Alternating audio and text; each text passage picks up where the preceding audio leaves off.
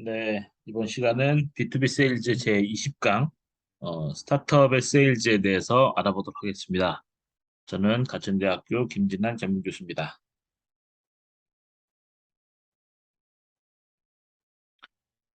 강의 목표는 경험, 인재, 레퍼런스 모두 부족한 B2B 세일즈업에서 어떻게 세일즈를 해서 스케일업을 할 수 있을지에 대한 어떤 세일즈 방안에 대해서 알아보도록 하겠습니다.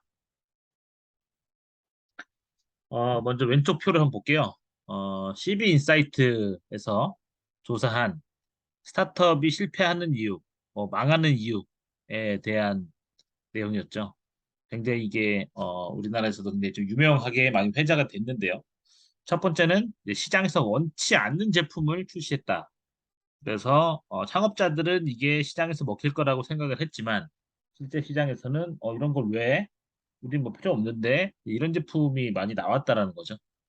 그다음에 자금 부족.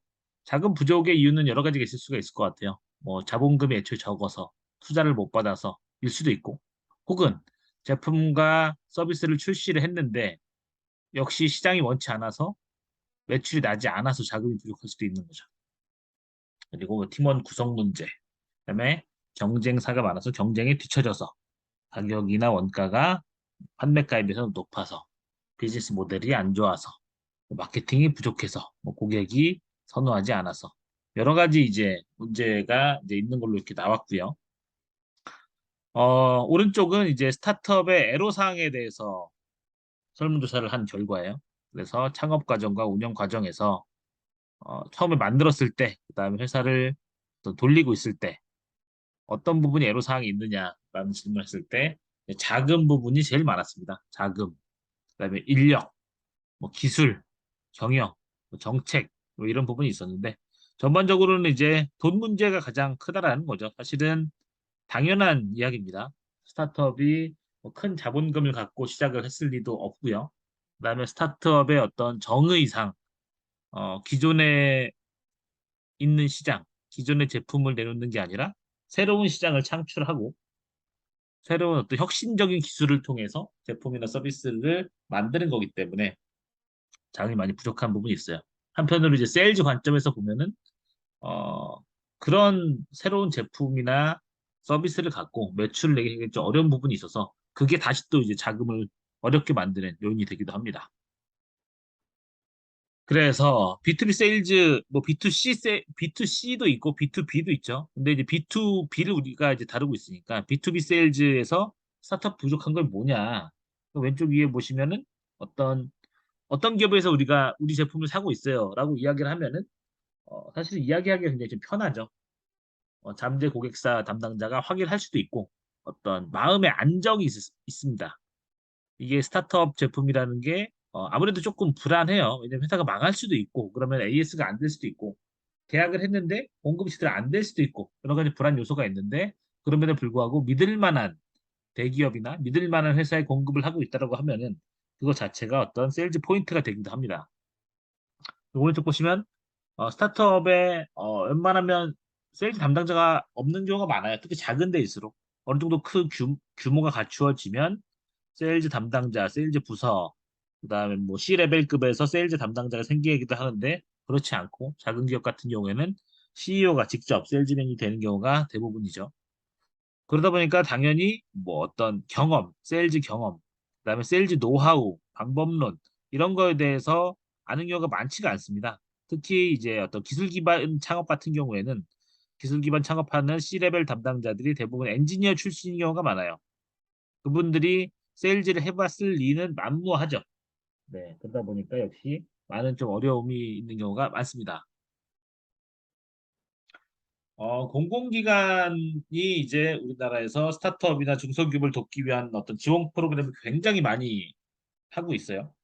그럼에도 불구하고 저도 좀 안타깝게 생각하는 거는 공공기관도 B2B, B2C에 대한 구분, 이런 거에 대해서 잘 모르다 보니까 그냥 판매는 곧 마케팅이다. 마케팅은 곧 광고다. 이렇게 생각하는 경우가 많이 있어요. 그래서 이거는 모 공공기관의 사이트에서 가져온 내용인데 중소기업을 돕는다면서 마케팅을 지원한다고 이야기하고 있는데 마케팅을 곧 홍보와 광고라고 이제 생각을 하는 케이스입니다. 전형적인 케이스죠. 그래서 온라인 배너 광고를 해드리겠습니다. 디자인 해드리겠습니다. 뭐 글꼴 해드리겠습니다. 이렇게 이야기를 하고 있는데 B2B는 제가 지금까지 이제 많은 설명했기 때문에 지금까지 강의를 들으신 분들은 아시겠지만 굉장히 아주 좁은 타겟화된 고객들을 대상으로 하기 때문에 이런 대중을 상대로 한 광고나 이런 거는 별로 의미가 없어요. 그렇기 때문에 B2B 세일즈에 대해서 공공연도 잘 모른다라는 방증이 이 사이트를 통해서 나타나고 있습니다. 제가 예전에 이제 네이버 비즈니스라는 곳에 스타트업이 세일즈를 간과하는 이유 5가지에 대해서 한번 글을 쓴 적이 있습니다. 그래서 보시면 첫 번째는 매출이 없어도 유니콘이 될 수 있다라는 그런 환상을 갖고 있는 회사들이 많다라는 거예요. 뭐 인스타그램 같은 경우에 매출이 없었지만 뭐 그 당시에 페이스북에 뭐 4조 원에 인수됐다던가 그냥 판타지를 갖고 있는 데들이 많다. 그 다음에 우리 말고 우리 제품 잘 모른다라는 자기중심성을 갖고 있는 데도 굉장히 많아요. 하지만 결국에 모든 제품과 서비스는 고객이 이해하고 쓸 수가 있어야 되는 거죠. 근데 자기중심성만을 갖고 우리 아니면 잘 모르기 때문에 뭐 세일즈가 뭐 안 된다 이런 얘기를 하는 데가 놀랍게 있습니다. 세 번째는 마케팅이 매출 실적을 가져다 줄 거다라는 생각하는 데가 있어요. 방금 얘기했지만 B2B 세일즈 같은 경우에는 가격, 품질, 납기 이런 게 중요한데 거기 걷다 대고 인스타그램 광고를 한다던가 페이스북 광고를 한다던가 이런 거는 의미가 없죠. 그건 B2C에 해당되는 이야기예요. 네 번째, 고객이 알아서 찾아올 거라는 뇌내 망상 행복회로를 돌리는 회사들이 있어요. 당연히 이제 가장 좋은 거는 고객사들이 알아서 찾아보고 확인해서 먼저 연락을 줘서 문의를 오는 것. 이게 사실은 가장 이상적이고 제일 베스트입니다. 하지만 그런 경우는 거의 없죠.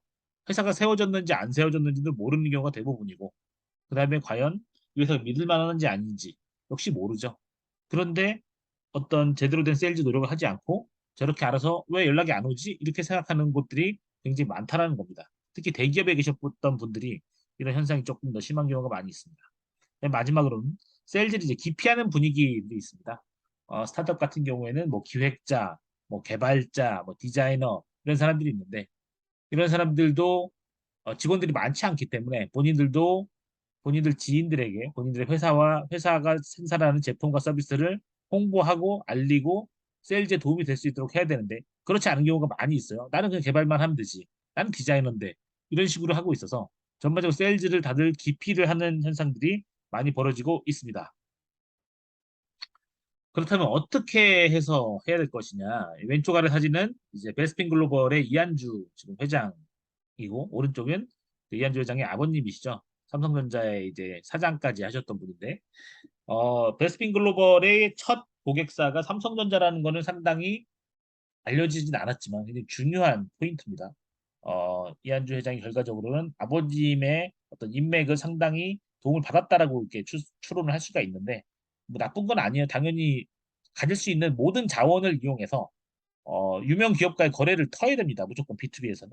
그래서 삼성전자가 레퍼런스가 되다 보니까 삼성전자도 썼는데 라고 하는 게 굉장히 큰 영업적으로 큰 영향력을 미치면서 많은 어떤 그거보다 작은 기업들이 삼성전자에서도 먹힌 기업이니까 한번 써볼 만하다라고 해가지고 베스핀 글로벌이 빠르게 성장하는 데 도움이 된 거고요. 오른쪽은 우리나라 가장 큰 병원 아산병원입니다. 서울 아산병원에서 썼다라고 하면은 뭐 지방에 있는 웬만한 대학병원이라든가 이런 데가 따라서 쓰는 경우가 많이 있어요. 그러다 보니까 서울 아산병원에 어떤 식으로든 인맥을 통해서든 가격을 낮게 하든 무상으로 공급하든 이런 식으로 해서 납품을 해서 들어가는 경우가 많이 있습니다. 이게 레퍼런스가 돼가지고 다른 병원에 판매가 될 확률이 높아지는 거죠. 그래서 왼쪽 아래는 이제 어떤 소위 말하는 끼워 팔기예요. 새로운 공장이 생길 때, 새로운 건물이 생길 때, 뭐 증축을 할 때, 이럴 때 많은 제품들이 한 번에 들어가죠. 그때 본인들도 같이 좀 들어갈 수 있는 방법을 생각했으면 좋고요. 그다음에 무상 제공, 무상 AS 이런 것도 해야 돼요. 이거를 안 좋게 볼 게 아니라 이것도 엄연한 세일즈 전술 중에 하나고요.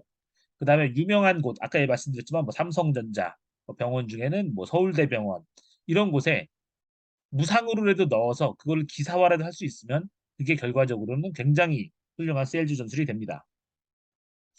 그래서 납품 사실을 널리 알리는 게 중요해요. 그래서 대기업은 당연히 강력한 홍보 라인이 있기 때문에 왼쪽 아래처럼 어떤 전문지에도 이런 신제품 출시나 이런 소식이 알려지고요.